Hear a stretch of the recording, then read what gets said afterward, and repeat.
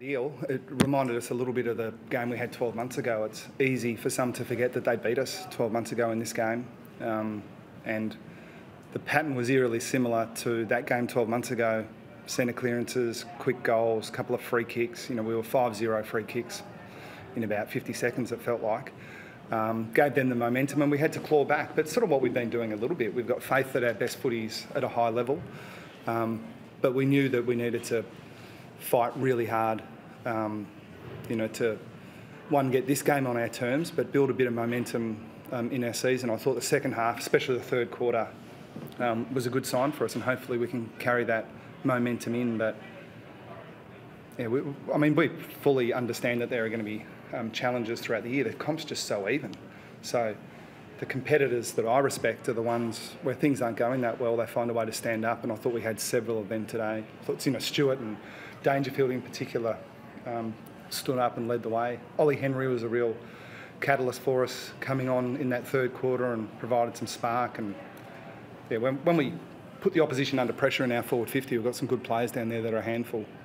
Jeremy Cameron's one of those. So yeah. Is he the best player in the comp at the moment? Oh, I always find that hard to work out, and I'm biased, so I think he is, but only if he's better than Tom Stewart. Does he continue to surprise you, or how do you sort of rate his form at the moment? He keeps putting in these massive displays. Yeah, I think his best footy's in front of him too, which is exciting. I try to, the obvious things that everyone can see. I don't need to spend too much time on, but geez, he's a competitor. I really admired him early in his career. Even the way he jumps at balls that he's a fair chance to get hurt in, and he was sore early in the year, but it didn't stop his attack on the ball and his willingness to get in there. Yeah, he's a star. Does that second half indicate to you that you're back on track a little bit from what you've produced in the first few weeks? Yeah, but I think about it differently to maybe the way you might. Momentum's important in the game. Negative momentum can be an even more powerful force if it leads you to second-guessing things internally. So we're confident enough in our people, and I think the record's strong enough that we should have confidence in our people that when there are issues, and there are always going to be issues, that we have the right people to address them in the right way.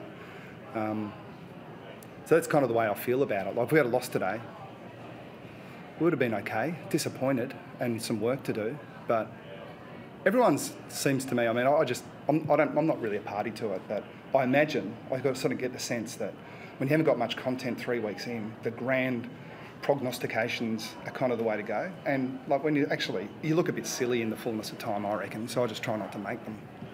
You must understand that 0-4 would have been the reigning premier. That would have been significant. Yeah, but things that haven't happened before happen all the time. And yeah, it would have been significant. Don't get me wrong, I'm not saying you shouldn't be saying those things. It's your job. It's just not my job to participate in that conversation and get distracted about what we need to do internally. Does that make sense? Yeah, it does. Ask a follow-up. How significant, though, do you think that third quarter is going to be for everything going forward? Because even though you're saying you weren't panicking, you were under control, just to get you going. Well, it depends how you define panic. We were urgent. It's not.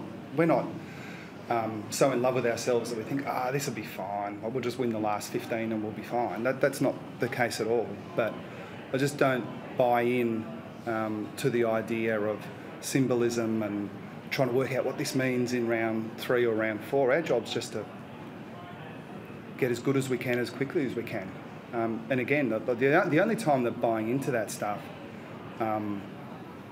if it permeates the club, it can only ever be a distraction, because I just don't believe in, we've got to show these people, or that gives us extra motivation to prove them wrong. I've never thought that. And I don't think our guys do either. If anything, there was a bit more of a confusion. This is not what we had in mind, and there are some really clear reasons for us that we're not going to talk about publicly around why we've been a little bit off. But even they give us confidence that we can get better. The daunting thing is that the comp is so close. I just look at every game and think, they're all right. Doesn't matter. Just pick a game out of a hat. Like, most teams are pretty good. The competition is a handicap, and over time, every team's going to get their go at it. It just feels like at the moment everyone's pretty good. Mark Bledsoe's copped the knee in the ribs at the ruck contest, not dissimilar to Stanley a couple of weeks ago. What did you make of that incident? You can't do it. There are 2 umpires right there. The AFL sent out a memo that couldn't have been clearer, saying not only is that a free kick, but it's reportable. You cannot do it. So how they miss that is beyond me, and it has to be taken out of the game. Bledsoe's, how is he? He came back on. Yeah, and if that, I've got no interest, and I have a slightly different view on what constitutes justice in the AFL world. I've got no dog in the fight around the penalty for the opposition player. We want the free kick, and that's what it should have been. I don't want to see the guy get suspended. It doesn't help us anyway. Like that sense of, like, just stop doing it. That should be the message from the AFL. The disappointing thing is they sent out a memo specifically 2 weeks ago saying you couldn't do it, and it keeps happening. It's so dangerous. Does it warrant a suspension? Because Tom DeKelly Yes, had that it does. overturned. Yeah, it does. But I don't want to see him suspended because I don't think it matters. If he gets a week, that doesn't help us. And some will say it'll act as a deterrent, but it shouldn't take that. The AFL and the umpires should just be much clearer that you cannot do that. Were you surprised at the Draconian case? I didn't even follow it because, again, like, I don't genuinely, and I'm asking you to believe me on this one, I don't want to see Tom DeKelly get suspended, and I don't want Meek to get suspended either necessarily. I just don't want him to do it next week. But this tacit approval of that tactic, which happens a lot, especially when they're really specific that you can't do it, so let's just fix it. Because of that memo, have your ruckmen sort of changed their approach to those contests? Are they more open because they think they shouldn't be need? Well, I'd look at it the other way. If it keeps happening, you have no choice but to say you need to protect yourself by being offensive in that situation. We've chosen not to at this point, but it wasn't the only one of the game either. I mean, one was paid belatedly, but... Did you mention it to your players at one of the quarters, like at the break that followed straight after? Because they seemed to go to Meek. Yeah, they mentioned it to me. And we're really clear on what the rules are. I don't speak to the umpires, but our captain does. What happens on field between those players, I mean, I might hear after the fact, but the important part from the coaching perspective is don't overreact. Like, we didn't get a free kick. Let's not go and give away other free kicks because we're being undisciplined. Then can I emphasise, like, it's not about this in particular player. Like, if this was just one guy, I would be specific about it. But it just happens all the time. And now there are 4 umpires, and they were the ones that sent out the memo. How's Jed? So he was subbed off with concussion at half-time, so he'll just go into the 14 minimum day protocol, unfortunately. So it seemed as if he wasn't too bad, but it just, as half-time wore on, his symptoms got a bit worse, is my understanding. Do you expect Sandy Koning to exit protocols ahead of gather out? I do, yeah. We watched him train yesterday and it was a really, really good session, so that's positive. Just on the selections this week, obviously you dropped Tennant Bruin, you made Ollie Henry the sub. How did those two handle it? Because they both responded in different ways today. Yeah, I mean, our cards are on the table a little bit with the way we manage our list, and it's not a situation where I feel like I need to explain it round 4 2023 because we've done it in one way or another for 10 years, and we've worked really hard to try to get a deep squad where we can use those numbers.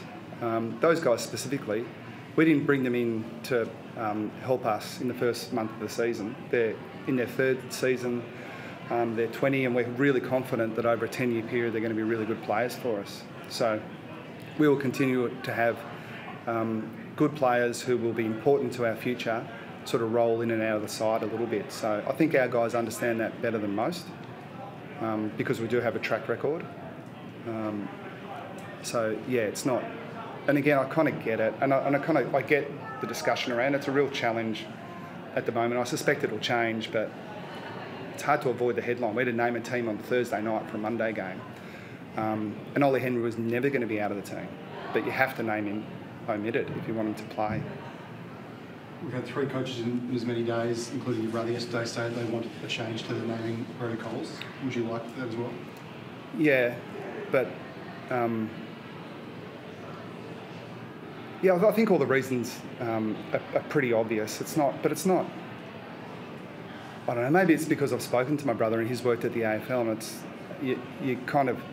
it's a good way to live your life. Try to look at it from other people's or the other side's perspective. And if it was really, really simple, they probably would have done it. But I think maybe it's a new rule, so we're a month in, and I think it's good leadership from the AFL or leaders in general. When you see something that's not quite right, you say, yeah, that's not quite right, and we'll work really hard to fix it. I suspect it will happen pretty quickly.